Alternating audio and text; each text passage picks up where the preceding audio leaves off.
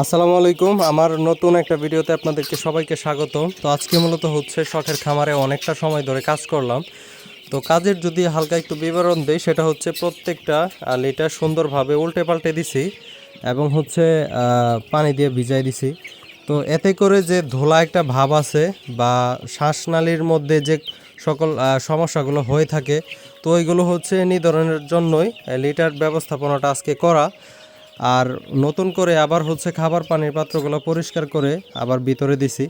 তো আপনারা যদি এই কাজগুলো করেন, আশা করি যে মুরগি পালনের মধ্যে সাধারণ যে সমস্যাগুলো আছে, ছোট্টখাটো বিষয় থেকে যে রোগগুলো হয়, ওইগুলো থেকে আপনারা আপনাদের খামারকে বাঁচাইতে পারবেন।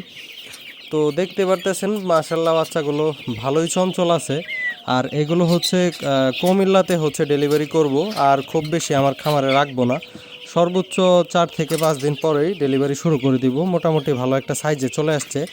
আর এদেরকে খাবার দিতেছি হচ্ছে লেয়ারি স্টার্টার ফিট। যদি এদিকে দেখাই, এই দেখতে পাচ্ছেন এখানে লেখা আছে ইন্ডেক্স, হয়তো উল্টা করে বোঝা যাচ্ছে কিনা জানি না। এখানে দেখেন লেখা আছে, যদি এদিক থেকে দেখাই, ইন্ডেক্স লেয়ার স্টার্টার। এই যে দেখেন এখানে লেখা আছে সুন্দর করে। তো লেয়ার স্টার্টার ফিড খাওয়ানোর ফলে আমাদের মুরগির যে চর্বিজনিত যে সমস্যাগুলো, এগুলো হয় না, এবং হচ্ছে মুরগির চর্বি কম হওয়ার কারণে আমরা সর্বোচ্চ ডিমগুলো উৎপাদন করতে পারি, এবং হচ্ছে ওই ডিমগুলো থেকে ভালো মানের বাচ্চা উৎপাদন হয়ে থাকে।